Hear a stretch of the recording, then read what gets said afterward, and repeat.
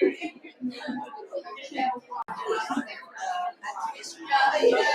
for the early adapters. The sneak preview. Oh, just one copy.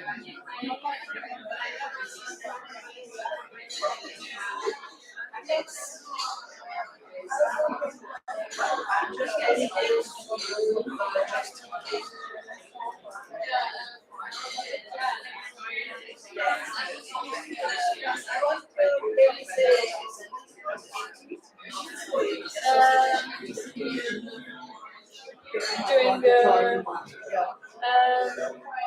I think because you're opening the conference, but when you introduce yourself, you can also mention the when I start. yeah, when you're introduced.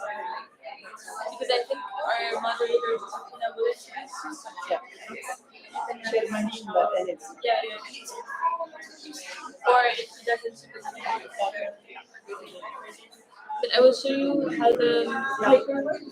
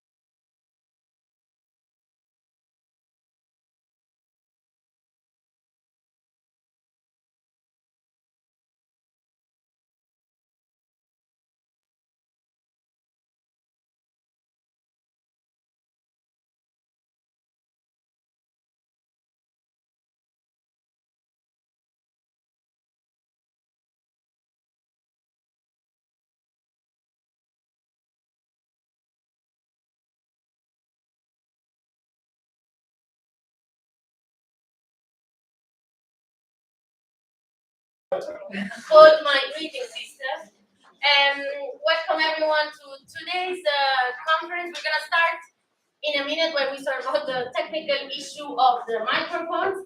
But in the meantime, before you get to know who I am, yes, I am a fantastic person, but outside of that, who I am, and we would like to maybe get to know who is sitting close to you. If you're sitting next to a person you know, turn around and meet someone new, and maybe just chat a little bit about what's inclusion for you. What's the first thing that comes to your mind? Discuss it for a minute. At some point, the microphone will be working and this page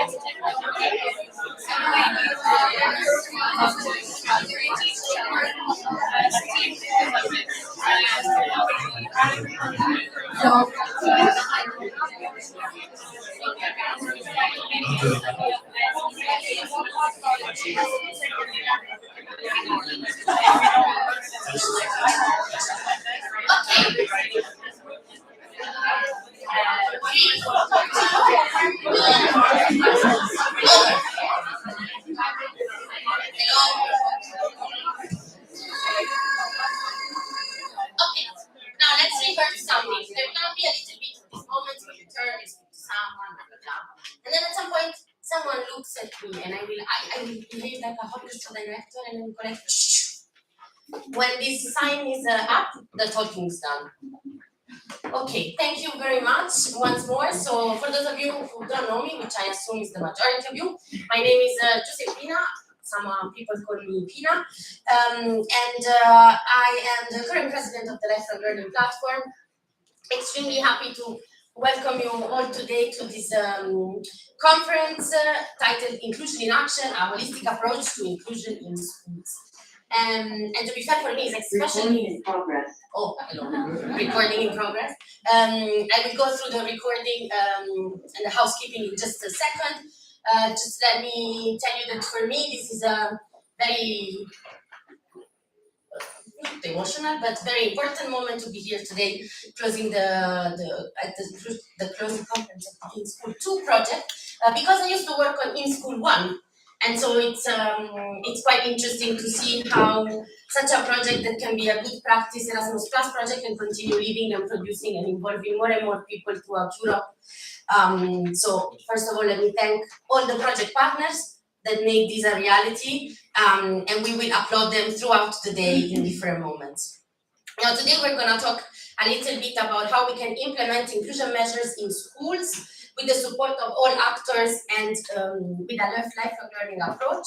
I will guide you through the day, so if you're tired of my voice, not sorry, but I hope I can make this an inspiring experience for all of you, not me actually, but the majority of the speakers that you're gonna hear from. Can we go to the agenda? We wanted to maybe walk you through what we're gonna hear about today and from whom. In just a second, no spoiler.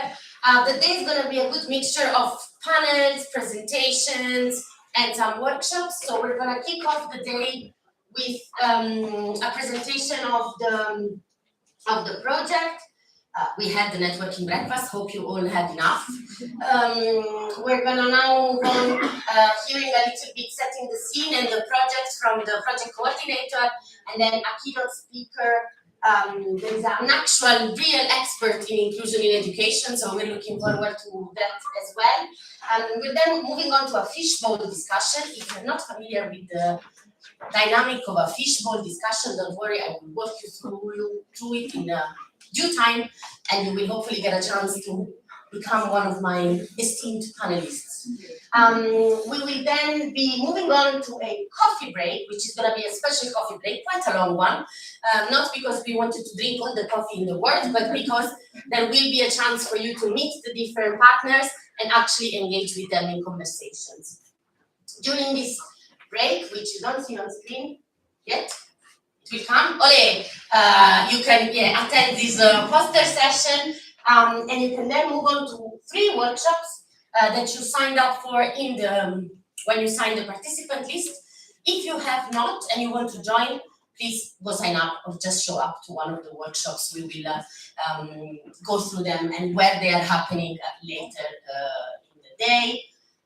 And then we close, and of course we eat again. This is going to be a very eaty day, so I hope you're ready and your stomachs are empty. If not, just enjoy the vibes of the coffee. There was quite a selection for breakfast, so I am very positively impressed. Now, enough of the agenda. I just wanted to go through a little bit of housekeeping rules. So this is not my house, this is our house. And this is a conference on inclusion. So we want to make sure everybody here feels included and safe. This is a safe space, this is a learning space, and an active listening space. So I hope we can take these 3 main concepts as something that we're going to practice today. Let's make sure to listen to each other actively, to engage in the conversations as much as we feel like we want to. And if any of you or any of us at any point feels unsafe or any way, please reach out to our LLLP staff, like amazing Veronica here in front. I will go to her so you can see her. And you can just, we can make sure that that doesn't happen again. Now again, because we are very based on consent, you gave consent on whether you wanted to be photographed, recorded, and live streamed. If you do not want to be live streamed and recorded, please sit at the last 2 rows and on the sides of the conference room. There the video camera doesn't reach, so you will be safe. And last but not least, go meet the partners in the coffee break. This is a housekeeping rule. You have to do it. Before we move on, I will thank people later, but we do have a special guest today. Christopher Malapitan. Well, we can try to. I learned that he enjoys pretty much when people butcher his surname, so feel free to try this several times. He will be harvesting the conversation of today and presenting it throughout the day, so we're very looking forward to it. Thank you, Chris, for being here with us, and thanks to all the team that made this possible. And speaking of team, I am going to invite Joanna Chodecka to present Thank you, Josefina, for the lovely introduction. Can I ask to move the slides, please?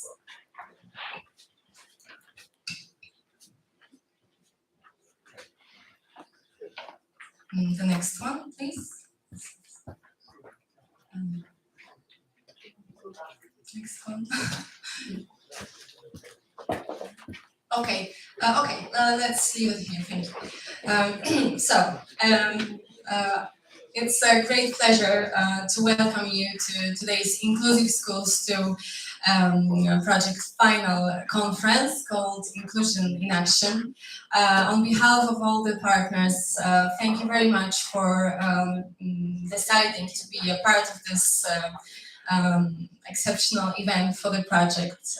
We are very happy to have you here today. So let me start by presenting the partners involved in the project. There are 6 organizations. I'd like to start from presenting CESIE, the European Center of Studies and Initiatives. CESIE is a partner who is a leader of the research and content development work package. And CESIE is today represented by Georgia Scudieri.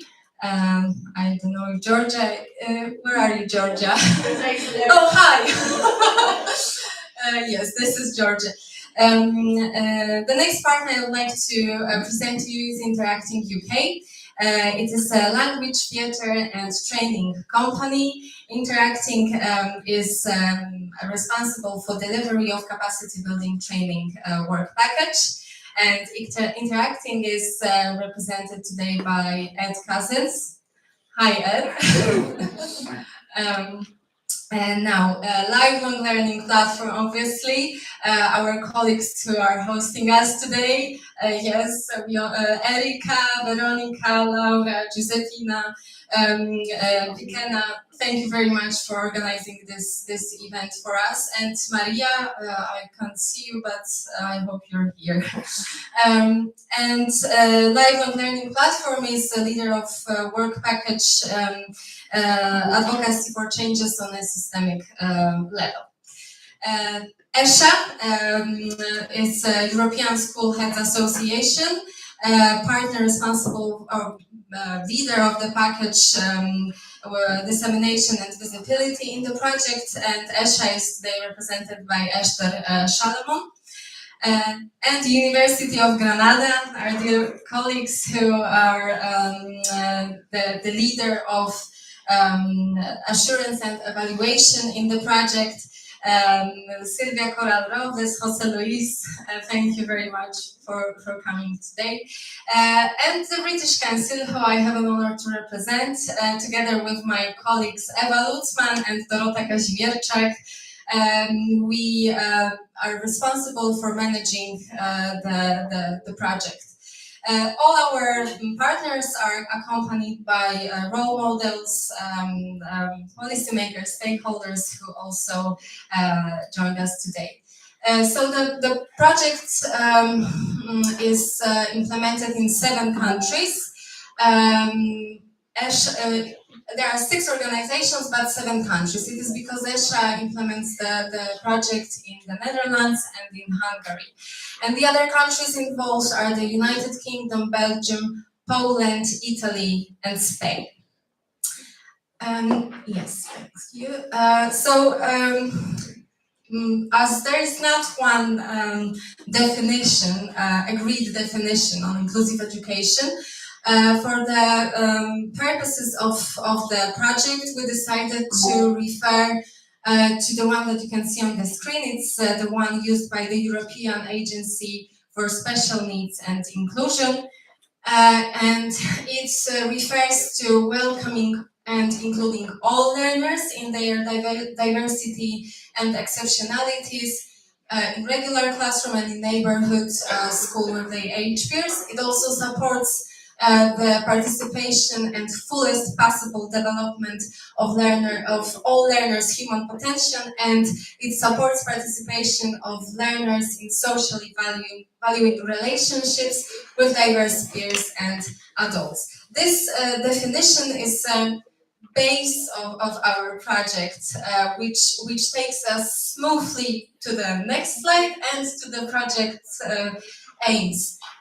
So the mission of our project is to increase knowledge and skills of students, teachers, newly qualified teachers, but also teachers in service and school leaders to work inclusively with increasing number of diverse learners in their schools.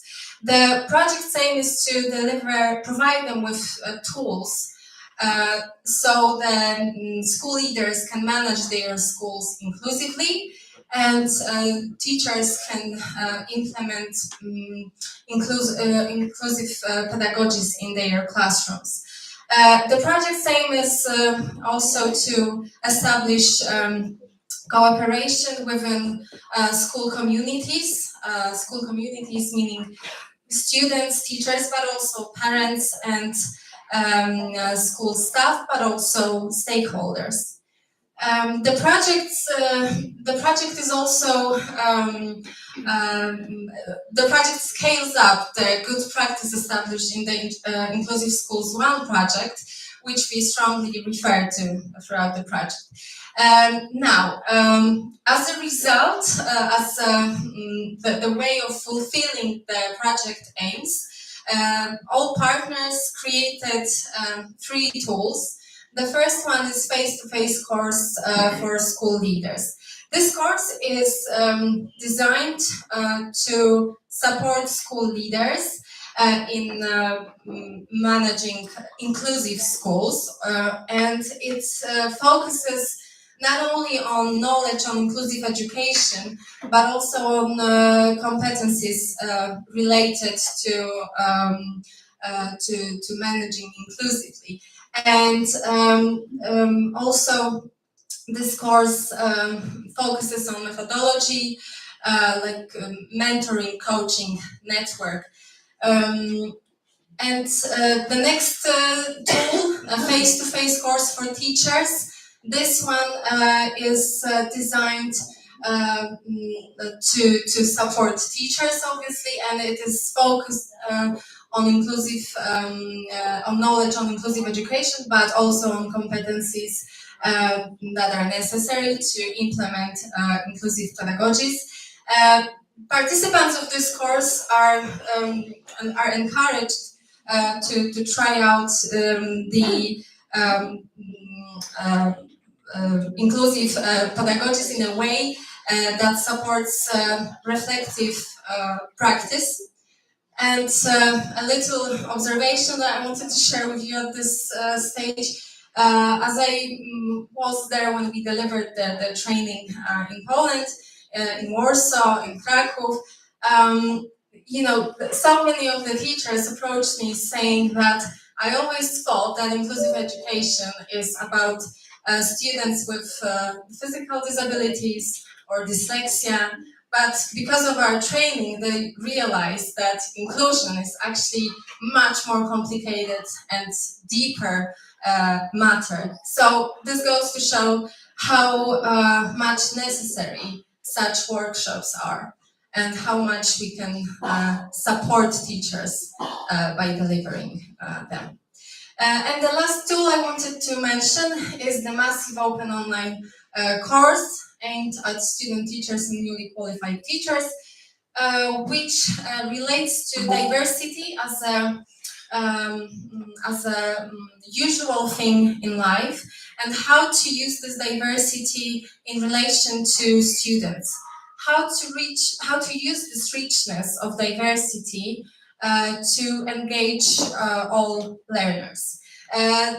Obviously, the course is, everyone is welcome to take the course, which I encourage you to very much, so you can find out more about it. And now let's talk about the numbers and our achievements. So far, we have delivered 15 workshops.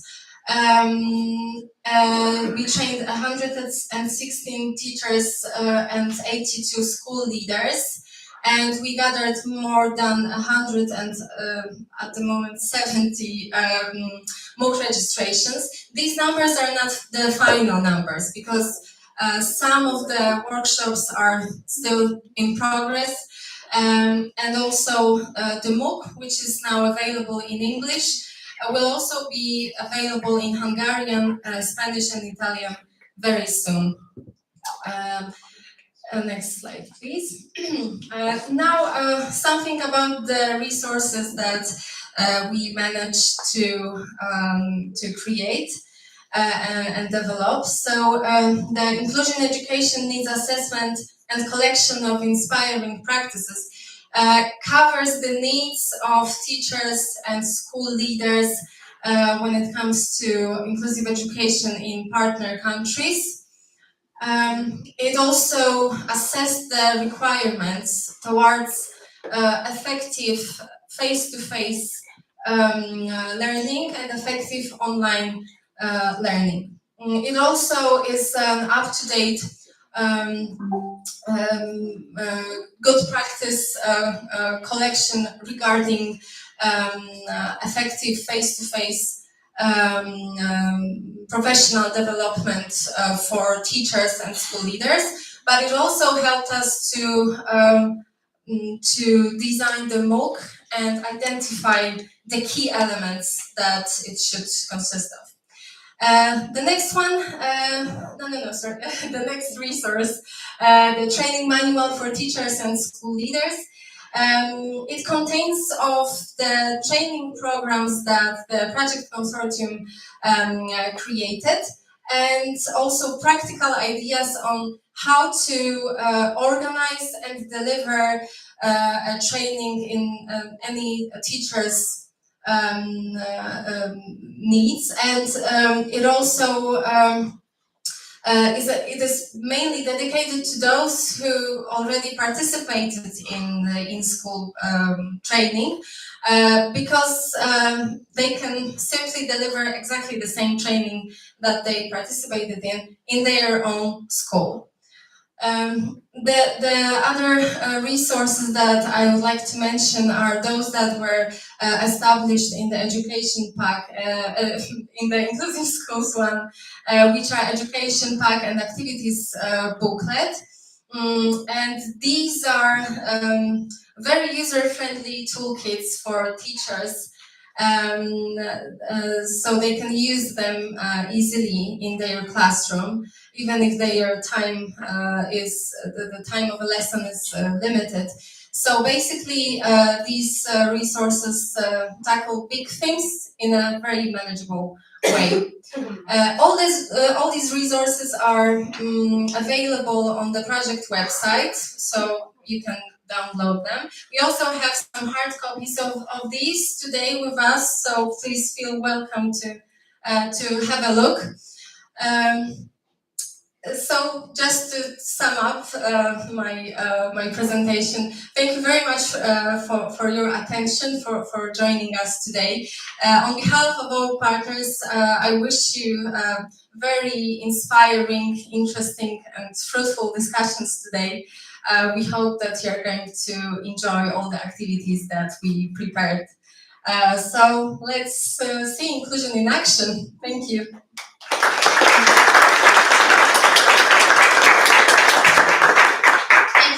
Ivana, for the presentation. Indeed, it's very interesting to get to know the project and hopefully see it in action very soon everywhere in Europe and beyond. Now we pass on to our keynote speaker, Dr. I'm sorry for any butchering, Dr. Chandika Devarakonda. She's Associate Professor of Diversity and Inclusion and School of Education in the University of Chester. She's also a co-chair of a research community, research development community on social justice, equity, and diversity in the Association for Teacher Education in Europe. And her research, teaching, and writing focuses extensively on diversity and inclusion. So, welcome, Chandrika. The floor is all yours.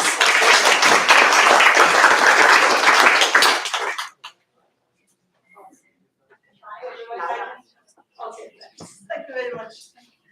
Good morning, everybody. I like to read a little page, or you can leave it on the table just for the people. Yeah, can everybody hear me or? Better with the mic. Yes, better. The live stream. Okay. Is that all right? Good morning, everybody. It's a pleasure to be standing here in front of you and talking about inclusion, which is something very close to my heart. And I am here with two hats, as Despina has just introduced me. And I'm really proud, and it's my privilege to be here. Thank you very much. And the topic of my presentation is inclusion and diversity, conceptual conundrum. And I always feel that it's definitely a conundrum because every time I meet somebody, I add to the complexities of the definition of inclusion. So I've got only 10 minutes, I was told, so. I think your slides were at the beginning of the presentation. I think I came through them before translation. Yeah, I think it's this, right? Yeah. Okay, that's great, thank you. So for me, from my perspective, inclusion is longitudinal, which I mean that it's actually relevant from birth to end of a person's life, and everybody needs to be included. Everybody, in the sense, I mean, right from a newborn baby to young children, their families, students, researchers, teachers, teacher educators, communities, politicians, policymakers. Everybody it's relevant to everybody. And then I've also said inclusion is horizontal right at the bottom, which means that inclusion is relevant in every context, wherever somebody is going to the railway station, somebody is going to a school, somebody is going to a museum, a park. So in terms of everybody needs to see that they are included, or there is opportunities for an individual to be included, to belong to that particular place wherever they are in. So, and then what is inclusion is relevant to individual in their own context. And I've done some research studies wherein when I asked about inclusion, they came up with lots of different terms, words that is relevant to inclusion. And who does it relate to? I just mentioned anybody, everybody. And it's not that inclusion should happen naturally, and it's not something that people should be told you have to include everybody.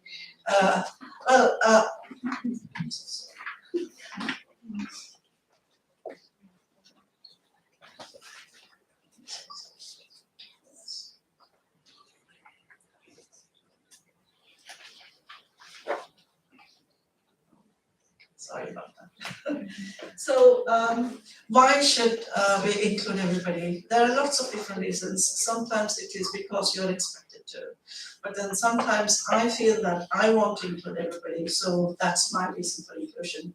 And these reasons or justifications might necessarily be something which comes from within, which always works if it comes from within. And if you're told you have to include everybody, and then you start thinking, oh, how should I do that? Is it possible? And there are lots of barriers, there are lots of challenges. Yes, it's not easy journey, but then if it has to happen, it will happen. And I always give examples of how in a family, if you have 5 people, you ensure that the needs of all of these 5 people are actually met in the family, irrespective of how difficult it is or how challenging it can be. With the head of the family or family members try to include everybody in as much as possible. But then my question again is, do we want everyone to be included or no one to be excluded? But then how do we bring to this place context where who says that you have to include? Is it your own person or it's your heart? Well, I feel inclusion is close to my heart, and everything I do around inclusion is because I want to do it and I enjoy doing it. So for me, inclusion should happen naturally. And I was just saying that whenever I mention this to my students, they say, oh, you're such an idealistic, it doesn't happen in everyday life. But then my argument is that if you want to make it happen, it will certainly happen. Yeah. So it's again a question, do we include everybody or do we not exclude everybody? Okay, so coming back to, or going on to diversity. Diversity certainly is again how everybody is different and how everybody is unique. And then from that perspective, like I see myself as very different today because of how I'm presenting myself, which could be, I don't know, I enjoy going out and presenting myself as who I am. Not that I change because I change my attire, but then I do look different anyway, but then I'm looking much more different today. That's how I'm not made to feel certainly, but then I'm proud to be presenting myself this way. It's my identity. Yeah, and there's lots of issues there. So what I'd like to introduce here is visible diversity and invisible diversity. So I'm presenting myself as a visible diversity because of how I look, how I'm presenting myself, my dress, and invisible diversity is how everybody seem to be similar, but then there are differences. To give an example, we might see lots of people, with skin color, for example, to make it simple. So everybody's tone of the skin is definitely different, and we can differentiate that way. But then doesn't necessarily make it difficult for anybody to include you just because your skin is different. But then there are lots more layers of differences in terms of your abilities, in terms of what you can speak. Like multilingualism is a big thing in Europe, certainly. I would say not so much in England particularly. But it's again their abilities, their cultures, where they come from. So there's a lot of diversity from that perspective. And then my challenge is that when you talk about diversity, whether it's visible, when you see that somebody is different, you might think that, oh, who is she, or why is she like that, or can she do this, can she do something else, or maybe she cannot do that, maybe. There are lots of stereotypes that could relate to a person who is visibly different, which may be or may not be correct, really. But then again, with invisible diversity, there is also danger of putting everybody under one single label of under an umbrella, saying that you all belong to this particular label, so you should all be able to do 1, 2, 3, 4, 5 criteria, which may not be true again. Okay, so again, from the perspective of diversity and inclusion, you could be making a lot of assumptions whether it is visible or invisible diversity, and that can actually lead to being included or not included. Perhaps not intentionally, it could be unconsciously sometimes, because it's so normal, it's so acceptable that you are making this assumption that somebody who is coming under this umbrella would not be able to do 1, 2, 3 things, so which is not right again. Yeah. And then the reason why it is important to connect diversity and inclusion is they're both very much hand in glove, and this diversity can actually make people think, can I include, should I include, or do I include, can I include, all of those questions come in really. And then I'd like to present this wheel of inclusion, which is something very close to my heart. And for me, inclusion, this wheel of inclusion is something that has to keep moving all the time.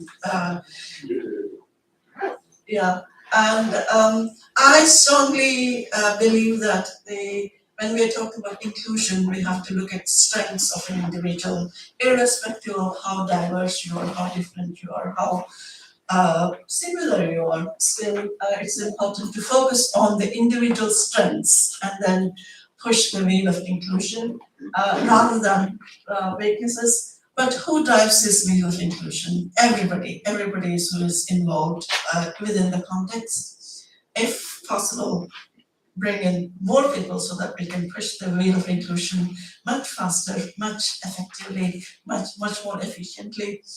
And what accelerates inclusion? And then the next 2 points, breaks and breaks, sounds very similar, but then the impact is quite a bit.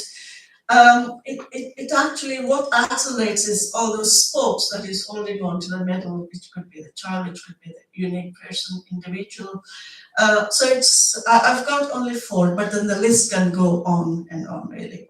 So the attitude for me is very, very important. That has been mentioned by a few people. Attitude in terms of wanting to push this wheel of inclusion more in, because we want everybody to be included. And commitment of, I want to do this from a personal level.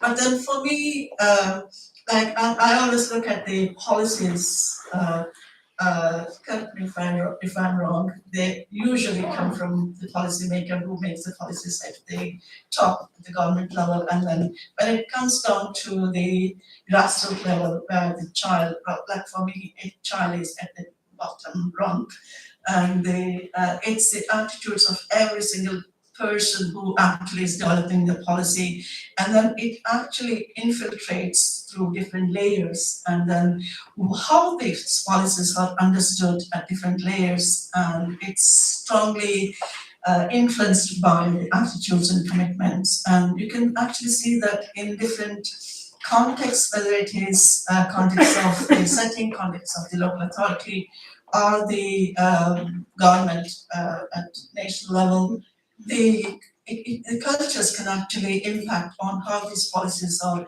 interpreted or how they are implemented.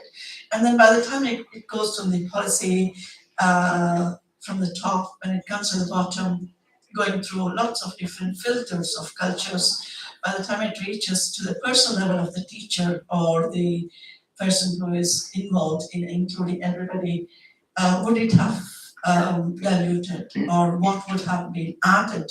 Okay, so that actually depends on the attitudes and commitment at all these levels. And definitely knowledge and understanding and training and skills are certainly important, because the main question is, how is it feasible to include everybody?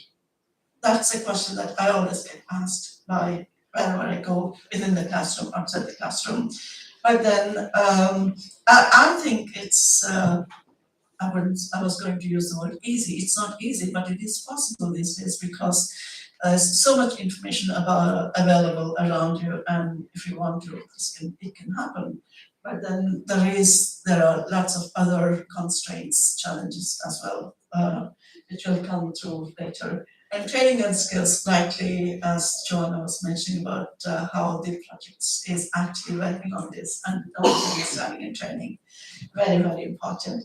And all of these things will actually hold the wheel together, and then it enables the wheel to keep moving. And then if one of these wheels are a little bit broken, or if there's a break, it can actually cause a break, and it can actually stop inclusion for a little while. And if somebody else is coming in to, let's push it, let's do it, and again, when you have the attitude and the commitment, it's definitely easier.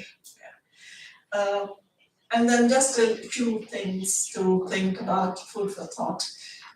Relevance of perspectives of inclusion in different contexts is different. And as I mentioned, the travel of policy to grassroots can be an issue of how inclusion is understood, and how inclusion is understood in the way that the policymaker has thought about the vision of policymaker, and does it necessarily reflect what is happening in the grassroots.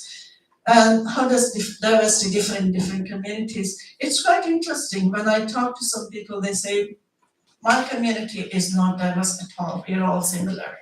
But then my question is, yes, you might not see the differences, but then although there's a lot of invisible diversity, that's what I used to say, there will be some sort of differences, whether it is culture, religion, gender as well. There's a lot of stereotypes around lots of these things. Is it possible to have the knowledge and training to include all? That's a basic question that comes through. Is it possible? I would say yes. Is diversity considered a barrier, or is it something to be celebrated? And I've seen both of these happening in different contexts, and where they have been celebrating inclusion or celebrating every single individual in the setting, it has been rather successful, and where they saw this as a barrier, because again, the wheel of inclusion was not moving as much as it should be. Yes, inclusion and diversity is relevant to every single society in this world, and definitely diversity is not homogeneous. It's again, it's very different. Like if you put everybody who speaks English as an additional language under one umbrella, they don't not necessarily have the same proficiencies of speaking English or not. It varies, yeah. So for that reason, stereotyping, which can lead to prejudice, might not necessarily help in the process of inclusion. Okay, that's me done. Hopefully I'm not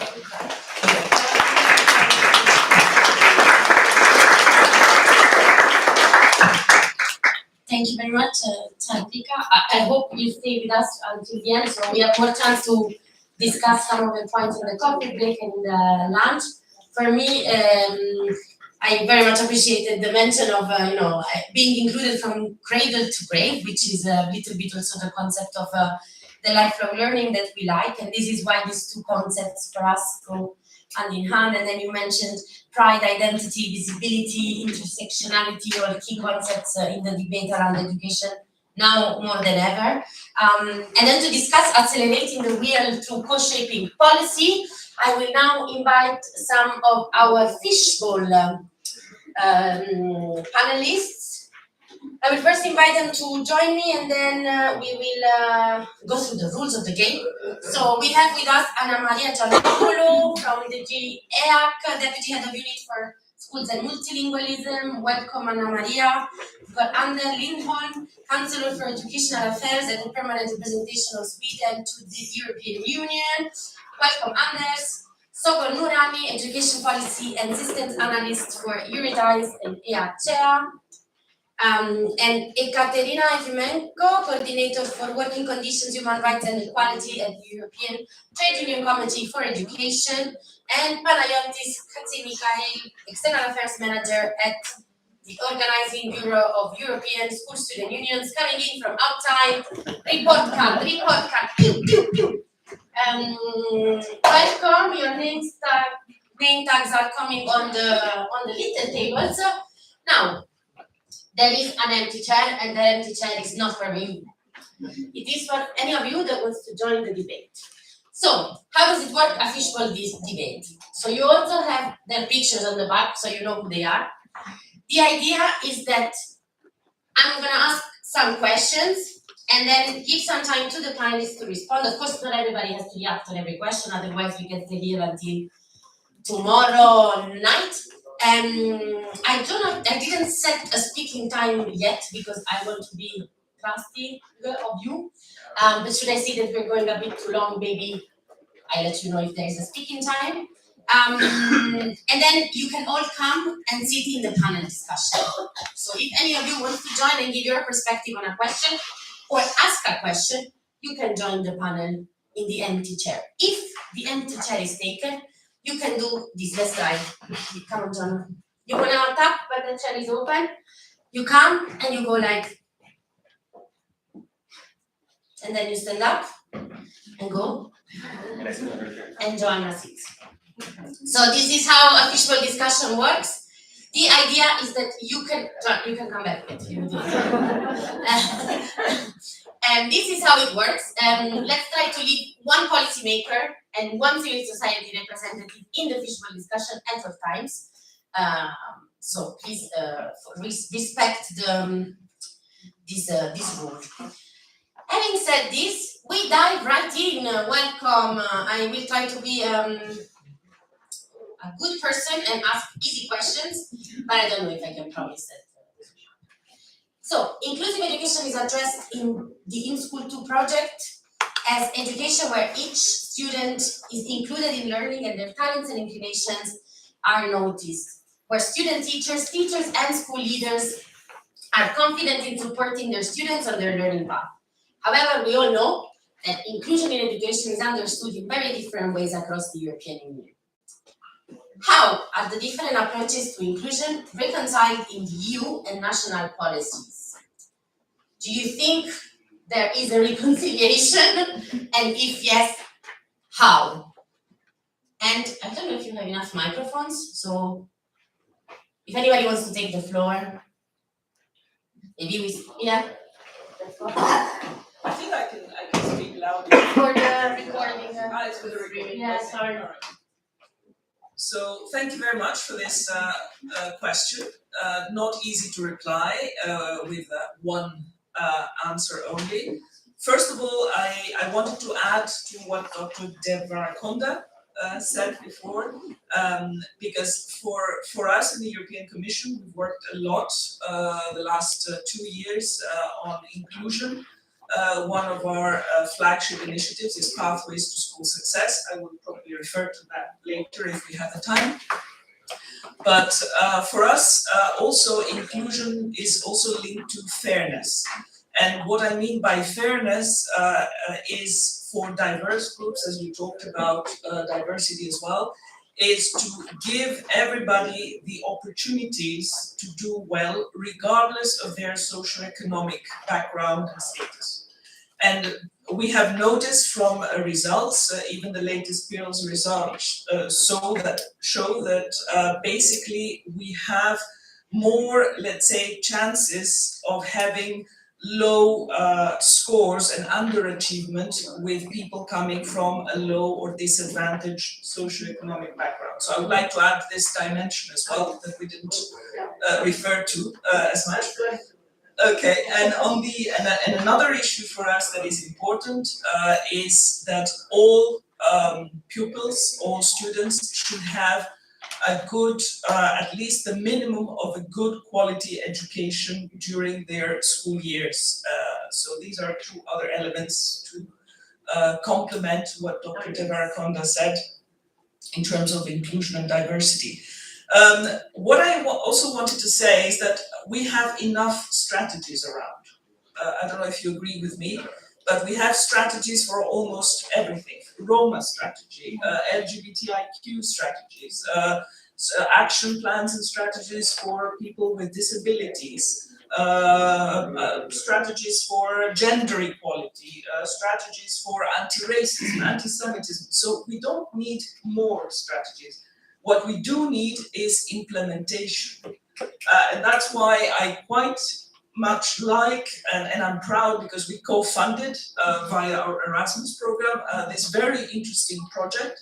So that's what we need. We need more projects, we need more implementation, more discussions for different groups on how to put these strategies into place and then into action. And the other thing I wanted to refer to, and then I would stop, is I don't know how many of you are familiar with the Education and Training Monitor every year that comes out from our DG, not necessarily my unit, but we contribute. So in 2022, we developed a new EU-level indicator on equity and inclusion. So some of you might want to go to the Education and Training Monitor and see what we say on this new EU-level indicator that would help us reporting what happens at different member states and, of course, monitoring for the member states if they wish to do so. And we also came up with 6 very important, let's say, results or objectives, or if you'd like to say, recommendations. First of all, I would like to say that there is a level playing field in the early years of education.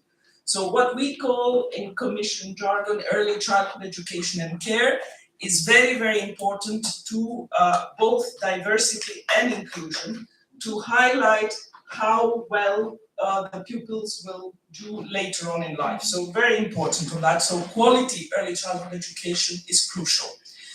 Another thing is that we see that we need to give more, let's say, or different responses to early school leaving or early leaving from education and training.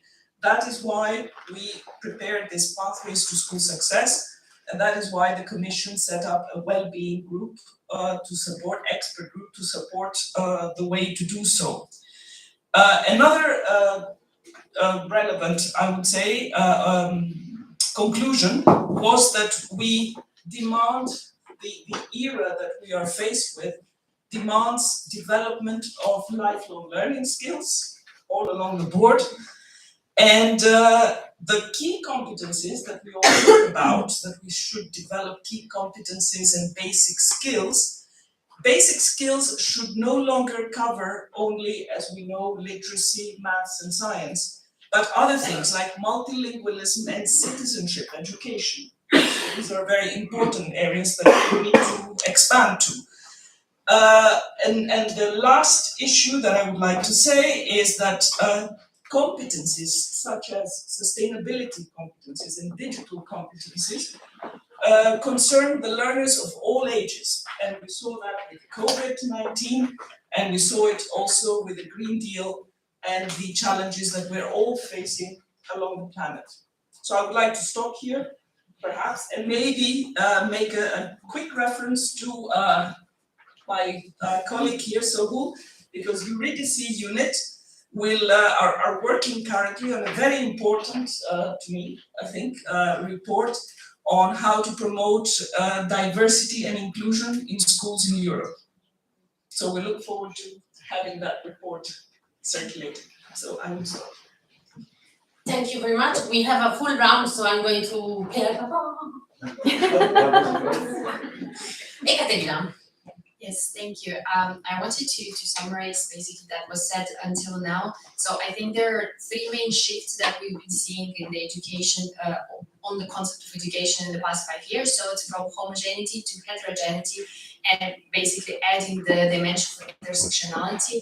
And like my colleague from European Commission said, we have strategies on particular topics, right? LGBTI or people with special needs or gender equality, etc. This is how traditionally the inclusive education have always been seen. So basically saying, well, there is a certain background that needs support, so we should address it. Well, now the shift is also from European Commission perspective, the shift is more towards how do we see every single person's backgrounds all together. It might be not just one dimension, but actually several of them. And also, for example, one of the points that has always been kind of falling into the gap, students, gifted students, they were never filling into the box that were previously set. So that's a very positive trend that is happening in the policies. However, in the reality, like you said, we need the implementation, and in the reality, we often still see what our British Council colleague mentioned, when inclusive education is only considered as an education of students with special needs. So indeed, on the ground, it's often not understood in its complexity. And then the other important shift is from a deficit perspective to a benefit perspective. Basically, not seeing a background, a different background as a problem, but rather seeing it as an advantage. And we know some examples in schools, for example, when Roma students are invited to talk about their culture, and that also benefits other students because they can learn, or multilingualism, migrant students are bringing it in. So this is also very positive, but indeed it's also quite new and not always well understood by policymakers as well on the national level. So that's something we need to push more, and we need to really look at. And then I think another thing that we haven't talked about yet, if we want to see, we have such a diverse student body. So if we want to really have an inclusive education and allow students to see themselves in their teachers, we need a diverse teacher body. And what we see at the moment, it's really not that diverse. The migrant teachers are not well represented in the education institutions. In OECD countries, it's only 15% of students under 30 years old, etc., etc. So we need also to work on that area. And also, Thank you very much, Katerina, for the input. We'll come back to some of these points later on. Remind them if you also want to answer. This is your time to shine. Going on, I would maybe direct this question to Anders. We've been talking about pathways to school success. We know this is a topic that is quite dear also to the that was quite worked on by your office. What is your perspective on this reconciliation of inclusion policies between the EU and national level, and mainstreaming and intersectionality? Is it even feasible at national level? How do we get to the implementation stage that Anna Maria was mentioning? Yes, I mean, first off, I think you shouldn't make too much of the differences between countries, but rather you should look at the differences inside countries. I think the latest Pearl study really showed us that there are differences between countries. Countries perform differently when it comes to education, when it comes to diversity and other things, but I think the differences inside countries, in most countries, are actually much stronger. You really see that in many countries, I mean, those countries that succeed very well, they have also managed somehow to reduce the differences inside their countries. And those countries that do not succeed very well in international tests or in comparisons, they have not really been able to address inclusive education in such a way that it really makes an impact. So really, there is a lot that has to happen on a national level, and that there's a lot of national discussions that need to take place. What the European Union can do, of course, and Maria really point towards the pathway to school success, other documents that we adopt, other plans we adopt, but also, of course, to be an arena for learning between countries. So we have a number of groups where our experts from the member states really come together and they talk about their good practices, what has worked, but of course what has not worked, and really try to show each other good ways of doing things. And this is a really important role that the EU can play to strengthen the efforts that happens in member states. But I find it the Pearls study that came out yesterday really has some interesting results. You can see that we talked a lot about a lost generation because of COVID.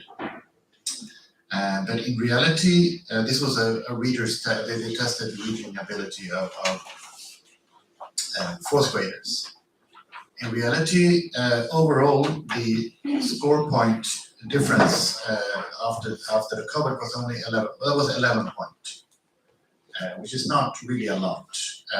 So that problem is much smaller than you would have anticipated, especially if you compare to the difference between students coming from affluent homes, affluent backgrounds, and those from socioeconomic poor backgrounds, which is almost 100 points. That equals around 2 years of schooling. So actually, in many countries, the difference inside the country between those who come from socioeconomically better backgrounds and those from worse off backgrounds is almost 2 years. And that's a real challenge, something that is in comparison to that, COVID and the learning loss of COVID was really minimal. So I think that's really something to keep in mind. It is indeed something that something to keep in mind, especially when then we talk about also different types of education in different areas of certain countries, the difference between early childhood, publicly funded, privately funded, vocational education and training, general education, adult education in universities or in other adult centers. Of course, there is different standards in different places, different even accessibility of certain types of education. Before I give the floor back to you, Anna Maria, I hear you, but I wanted to give the floor to someone and then to Panagiotis for a last question, but I have a special question for you, my dear. So let's... Yes, thank you. The nature of my work brings me a little bit back to this comparative perspective, where as Eurydice network we cover basically 39 education systems and try to capture the policies and measures that are put in place by top-level education authorities to promote various topics. And right now we're working on diversity and inclusion and producing a report which will be published after the summer break, around October. So thank you also for pointing to that, Maria. And I can echo actually a lot of things that were said before. So we looked at many different areas, and globally we can say that diversity inclusion is getting increasing policy attention across the EU. So it is true that in recent years, maybe also especially with the EU equality strategies, many European countries have introduced strategic policy framework or strengthened or introduced new strategies to promote diversity and inclusion. And now literally all of the countries that we analyze, 39 education systems, all have strategies in place, sometimes also quite overarching global, so addressing inclusive education, prevention of discrimination, promotion of equity and equal opportunities in education. So this is something that we see everywhere, and then of course also many more specific policies. So when it comes to promoting access and participation in education, providing, for example, physical accessibility to students with special educational needs, or financial support to students who come from more disadvantaged backgrounds. We also looked at the area of curricula, and there we could also see that countries, around 1/3 of them have actually in recent years strengthened their curricula to really strengthen these dimensions of inclusiveness and non-discrimination, and to teach it through either separate subjects like citizenship education, civic education, or also as a cross-curricular topic. So there are many positive policy developments, I would say that we can see across the EU, but then we also see some variations. So again, when we look at the different target groups, for example, students with special educational needs are the main target groups in all these policies that we've been looking at, and then also like students with a migrant background as well. But when we look at some other groups, for example, LGBTIQ plus students, or also ethnic minorities, but especially religious minority students, they are really, in very rare cases, the focus of national policies. And even though, we want to maybe get away from this segmented approach, at the same time, probably it might be necessary to look a little bit at the specific needs of these different groups and just make sure that nobody gets lost in this process of promoting diversity and inclusion. And at the same time, in our report, we also do try to highlight this concept of intersectionality, and like making sure that you just don't look at students from one perspective and from one lens, and like forget other needs that they may have. So all of these things will be done. With regard to the teacher diversity, this is also one aspect that we've seen. Diversity can be very beneficial for all students, not only disadvantaged. But across Europe, only 8 countries actually reported that they have policies in place to promote the recruitment of teachers from diverse backgrounds in schools. So this is definitely something which requires some further work. Another aspect which we actually did not look at, because it's very, very complex, is funding. And I think we're going to talk maybe a little bit more about this today. Yes, But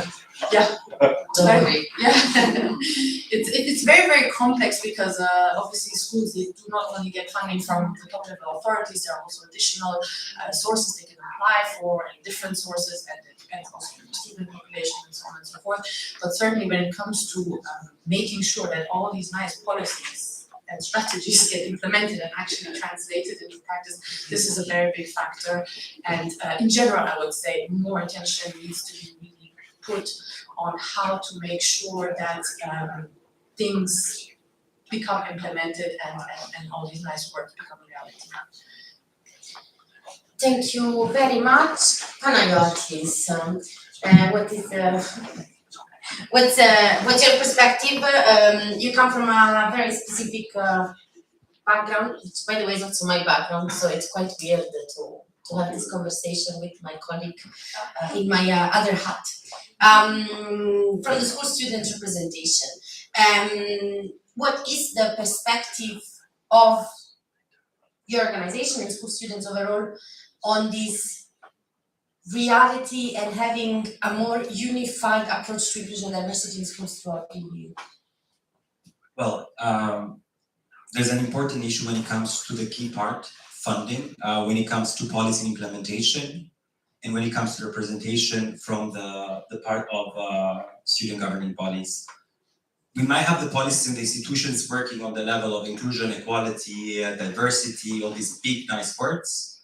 But then when it comes to the part of implementation of policy, many times we see our students, like our representatives as OBESU, not being included, not being heard, not being engaged, which is a big problem as learners, not being able to define how your school system is inclusive at the part of your learning process and learning space. Because the policy at the national level or the regional level will be implemented in every single school in a different way, because of different needs, the different people, the different audiences. So for OBESU, it's very important to understand that there is the political framework, but you need to make sure that it's also the infrastructure that takes on board this policy, that gives spaces not to acknowledge this diversity, that you cannot ignore, but that you have the space to address the type of diversity and inclusion that your space, your class, your school, your, let's say, interaction with your educators, with your fellow peers, that happens in an inclusive environment, not inclusive in a way accessible, but in a way that I can share my opinion and that my opinion can be taken on board, and that we can shape together, educators and learners, the space of learning and how it takes place in a safe way. And I think the most important part on this part is as well funding and structure of it. Because many times what we see that policies collapse or do not formulate because of lack of funding. And that as well helps when we include students and when we include the representatives of the students, because in that way we can understand what are the needs of that funding. Many times schools apply, but the problem is what they apply for, which is very technical. Teachers' mobility, infrastructure on specific classes like languages or other things. So this doesn't benefit the school community, but just the school as a putting these nice logos and stuff. So it's very important to understand how is the balance between the authorities, including school authorities, but also their audiences as representatives. Are we as governing bodies on the part of the learners diverse and inclusive? There's work to be done, of course, depends on the country. But at least we have the know-how on how to address these issues, on how to really reach out to our own communities within the student unions. And the important part is many times public authorities lack that understanding, lack that progressive, let's say, process, because they build themselves into the traditional setting of work, of creating policy, of creating laws. Thank you very much, Maria. This also gives me, I'm gonna go back to you, Anna Maria, for an answer, but also to maybe elaborate with 1 minute, because I don't have a watch, but I have a mental watch. And we will try to, I will try to tackle a little bit the questions now. Panagiotis mentioned funding, mentioned community, mentioned engagement. Now this brings me to one keyword, this whole school approach. This whole school approach, which is extremely needed in diversity and inclusion, and which is a very important lens in the pathways to school success, among others. What do you think needs to be done in concrete terms? What can you do to support the whole school approach through your work? Maybe just quickly on that, and then you can answer on the rest. And then I don't know if anybody else wants to take this question as well. Yes, of course, whole school approach is the let's say the innovative element in pathways to school success, because we look at education and training from a slightly different perspective, more inclusive, more diverse. And what does it mean?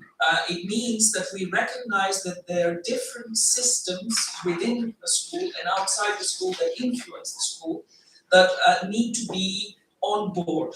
So what do I mean by that? So there's a system of learners, there's the family, there's the authorities, the teachers, of course, but then there's the outside community. There's also psychologists, speech therapists. All these people are independent but interconnected systems that have to be co-involved in order to give the learners the attention and the proper, let's say, help they might need. So individualized measures, having universal measures for everybody, but sometimes you may have to develop within the help of all these experts, including the families, including, of course, the teachers, more targeted measures or maybe indicated measures for certain individuals. So all this means that you all help into this whole school approach, having the learner at the center of our attention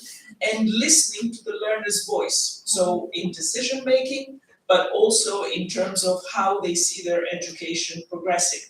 So this is, I'm trying to be very short, but we have developed both a policy framework within policy big pathways to school success, where we give specific, let's say, recommendations and how to do things for the learners, for the families, for the system level, for authorities. So all this is taken into account. And of course, in the well-being group that's just started, the expert group that just started their work, this whole school approach is equally, let's say, taken on board. That's why the expert is not just policymakers or just teachers, but we have psychologists, we have therapists, we have people working from the health side, so physical health, mental health.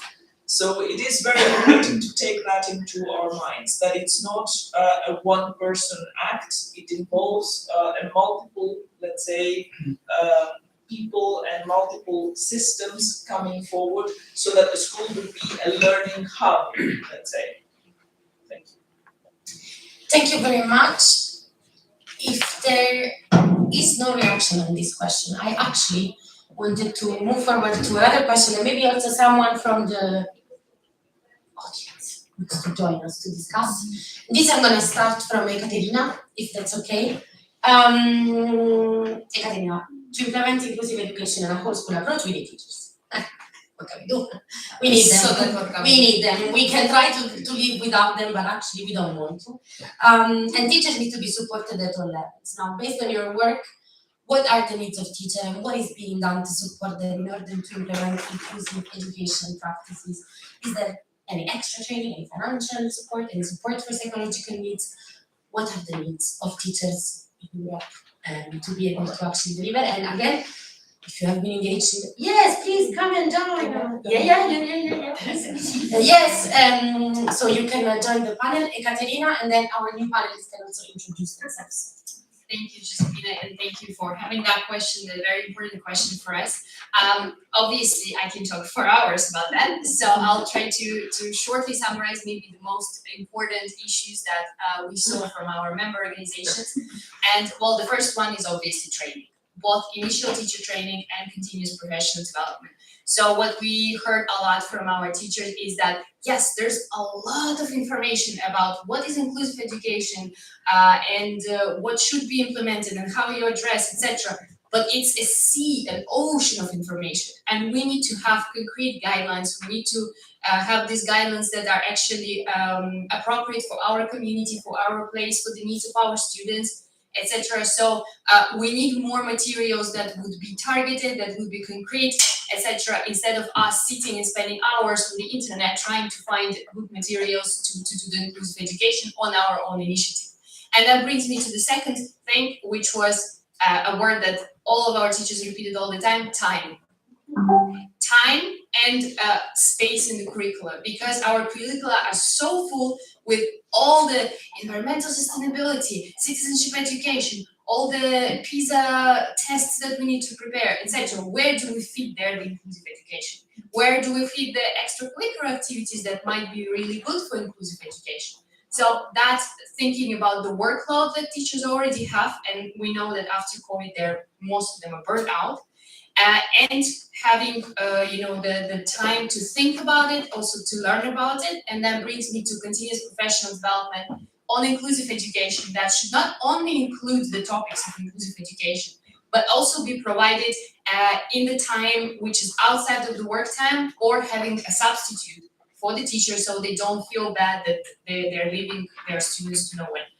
So the other big issue is that many teachers say, well, we know what inclusive education is and basically what should be taught, but we don't know how to.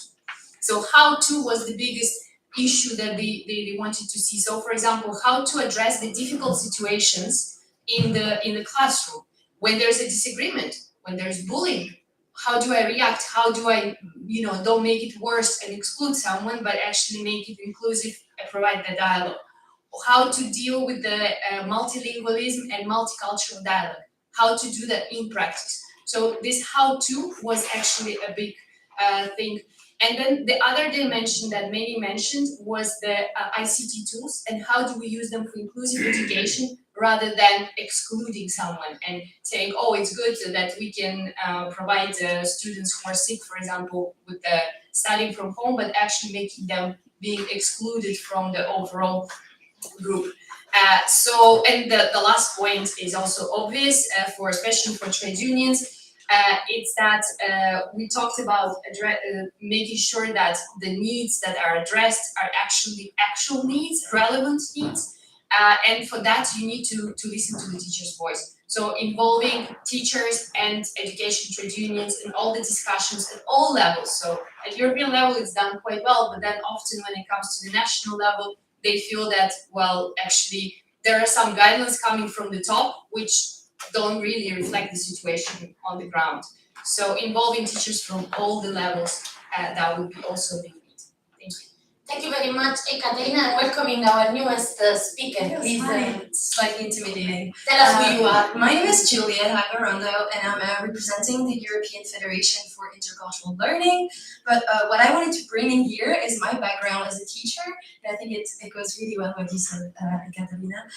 I'm an elementary school teacher here in Belgium, and I have to say that I love everything that's discussed about policies, about defining the needs, training teachers, which is obviously a core need, but how is school inclusive at its core? And from my experience in Belgium as a teacher, there is some structural thing in the school system that are a barrier to inclusion. I have two examples that I would like to bring. I've been teaching second grade of primary school to a class of 29 kids. Out of the 29, 3 were students with special needs who are working on a computer at 7 or 8 years old. How should I try to be inclusive when I have 29 students who are, as we said, heterogeneous, paying attention to all of their needs, 3 with very special needs, but I am one teacher with 5 days out of the week and 29 kids that need attention. How the system in its structure at the core is putting barriers in my way to inclusion. That is really something I wanted to bring. Another thing, when we talked about different groups, like for example, student with migrant background, is how those kids who are sometimes living in the same neighborhood, in the same suburb of a city, will for sure go to the same school, which are going to be schools made of students with disadvantaged background and sometimes socioeconomical disadvantage in other neighborhoods and other schools, and how maybe those schools are going to be a bit less attractive for qualified teachers. So we're going to end up with a school with less qualified teacher, which is going to lead to less quality education for those students. And maybe it's going to lead them to have to retake multiple years and derail from the school system. And it's kind of a vicious thing that makes non-inclusion and exclude students from that example group I took of students with migrant backgrounds, like excluded from the core of how the school system works. And I think I love talking about how teachers could make diversity education, but I think it's really important to think and look at how the school system at its core needs to be more inclusive. And I think it's a good impulse to have European policy, but then at national level or even local level, it's really something that needs to be looked at. Thank you.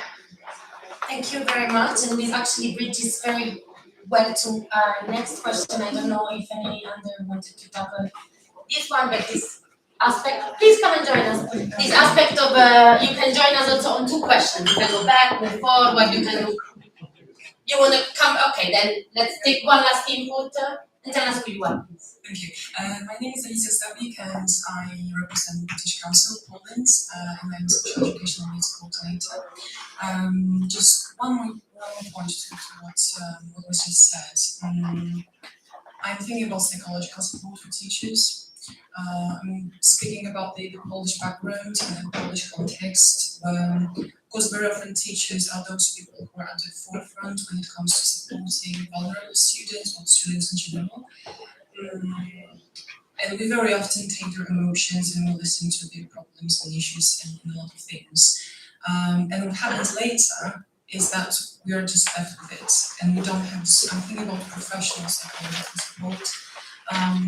In Poland, psychological supervision for teachers, I think doesn't exist. Majority of people, they of course can do it privately in their own time, but I'm thinking about some professional psychological support group for teachers,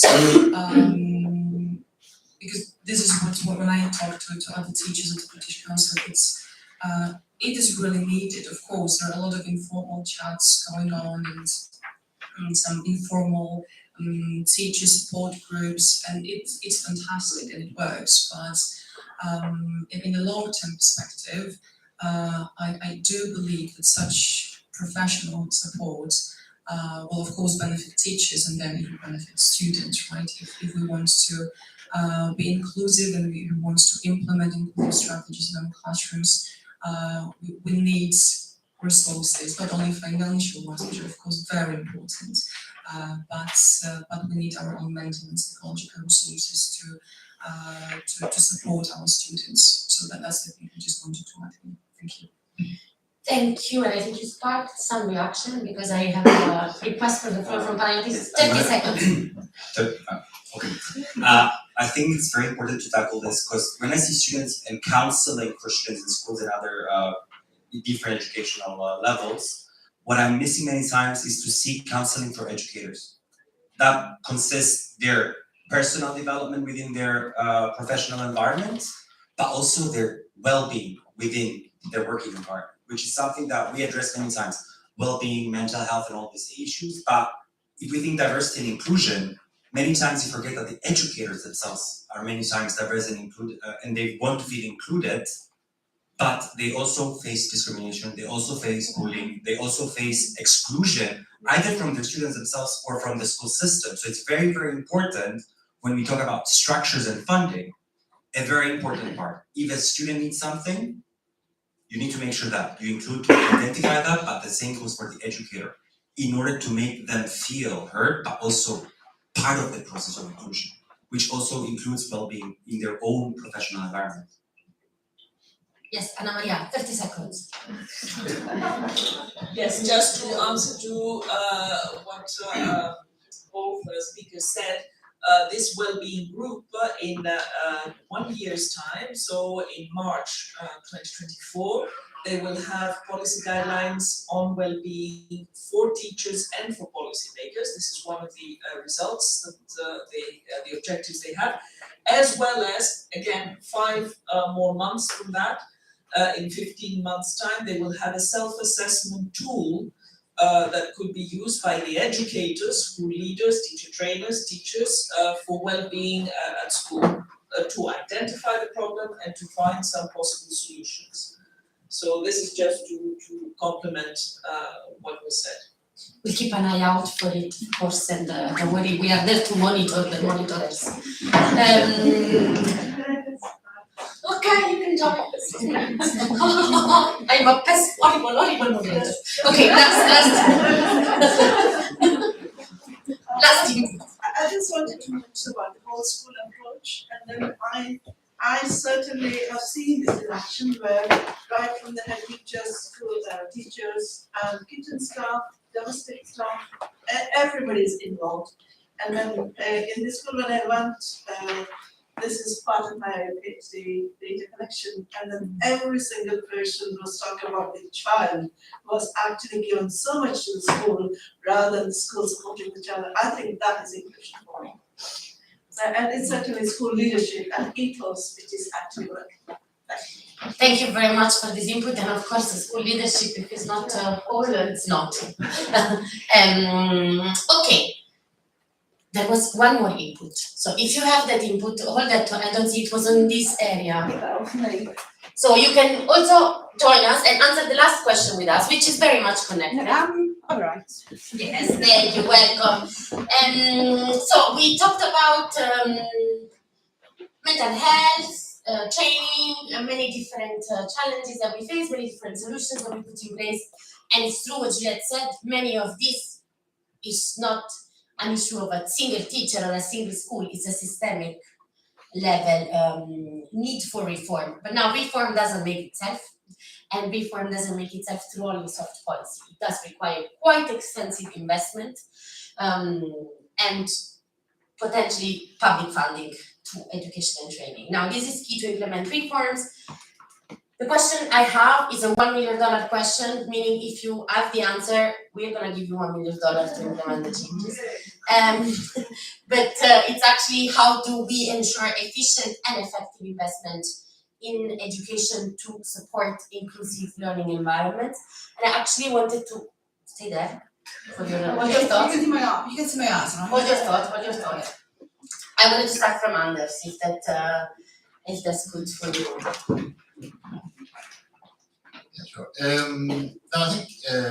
think you put a very important question here, and I think the key words are efficient and effective. Because Sweden is actually my home country, is the country that spends the biggest proportion of our GDP on education, 6.8% of our GDP. But I would not say that we have the best school system. I don't think we have the best results, however we measure it. So we're not doing everything right. So, and with that, I also want to say that more money doesn't necessarily lead to better, or that we achieve the results that we want to achieve. So we really need to know how we spend them, on what we spend them, and what are the results. You can see that the country, well, one measurement, of course, is to look at the international comparisons like PISA. And one country that succeeds very well in that is Estonia. They spend a lot less portion of their GDP, but still exceeds the expectations. And I think one of the reasons they do that is that they really put a lot of trust in their teachers, and they really do give the teachers the authority and also the ability to really plan their work and plan how education is performed. So I think it is really important to have an ongoing dialogue on how do we spend the money in a way that we reach the goals that we do, and because we don't really know. There was a conference last week about a learning lab that the Commission is setting up. And I think one conclusion is that we don't really know. We don't know. In many countries, we don't really know how we should get the results we want. So a lot more research is needed, a lot more comparison, and a lot more adaptation to your system. So you can't find a one size fit all. I mean, one solution that could work in Sweden would probably not work in Slovenia. Of course. So, but it's really an ongoing and exciting field, but it's a novel one. But I'm sure research and stakeholder cooperation are the good recipe to find that answer. Now, before someone, it's good to have them. Yeah, and I think I've got the solution. Do you know, like Żukowska, Poland, Molten, parts of Poland, small town. I used to be a teacher for more than 20 years, and now I'm a head teacher. So I can see the world from both perspectives. And in my opinion, well, it's good to have funding. I'm funded by some part from the government and partly from the parents. And, you know, we struggle. These days, almost everyone struggles with the finances. And what I believe is that we need baby steps. I need to be a believer. I need to be an implementer of the policy as on my level, as a head teacher level. My teachers need to see that I believe in what I'm doing. I can help them. I can talk to them. I can show them. I just, took us lead this booklet with those nice practices that was mentioned before. I'll explain them what they can do with their groups of students, how to go to parents. We cannot forget about the parents in the process, right? So, of course, we need funds, and I wait for them patiently. Bigger heads can, find a solution here, but me as a teacher, as a head teacher, as a parent, as a partner, I can just, talk and share the knowledge. Thank you very much, Joanna, for your input. Indeed, we're all waiting for the funding, but the student funding is not the only thing. But before I go back to the two speakers on the two edges that really want my attention and I'm escaping from them, and Sobel, do you have anything you wanted to add to this question? I don't, not really. I can just echo really. For me, in this data collection that we have investigated, I mean, just striking always to see these big differences between, we said it before, policy and then the outcomes when it comes to student achievement. Same for the teachers, the sheer amount of training possibilities that top level authorities apparently provide. It was such a struggle for us to get through that, and make an overview of that. But then we see from survey results that participation can be very, very low in specific areas, such as teaching multilingual, multicultural. And we wonder, what is the problem, basically, why is that? How can there be such a big difference in these things?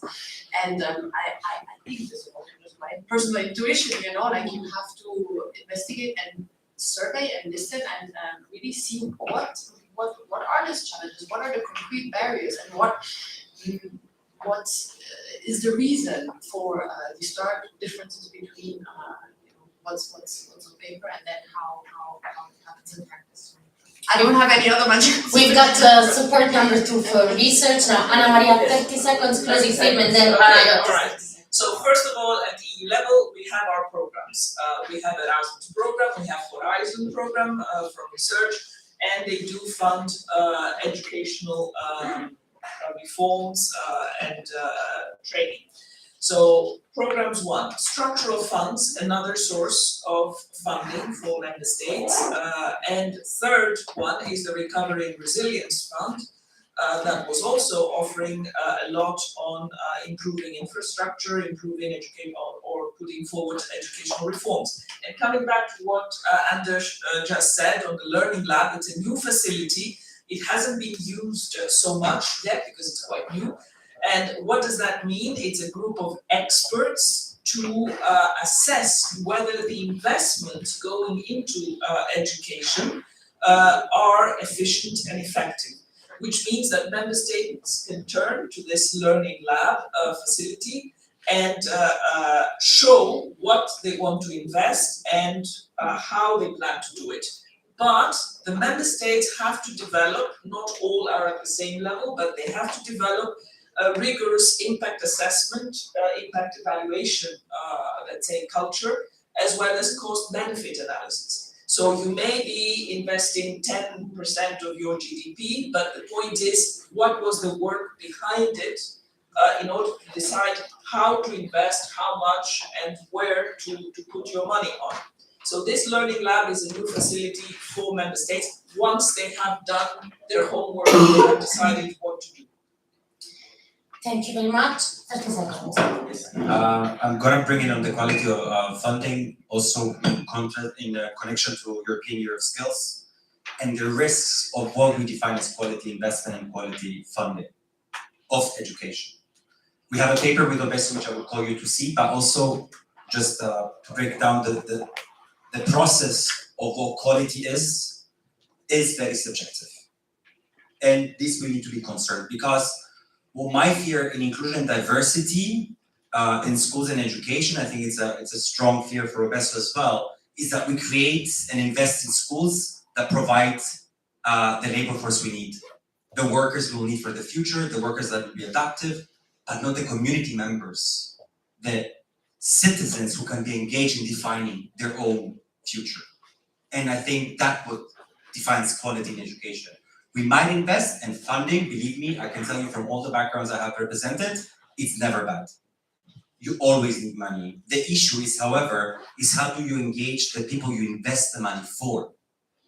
Do you pay them to be good future labor force, or to be the innovative workers, or do you pay for them to become what they really wish and how they can really flourish as they are? Thank you. Thank you very much, and thank you everyone for your contributions. We have a summary of the discussion by our harvested Chris, but we leave him 2 more seconds to finalize his piece of art. And until he does so, 1 minute, literally one, you will hear a quack, quack, quack, and that means stop, to discuss with the person next to you, what's your main takeaway so far? Until I set you free to coffee break, what is that you have found out, thought, what's that food for thought you want to eat in the coffee break and share with other people? 1 minute.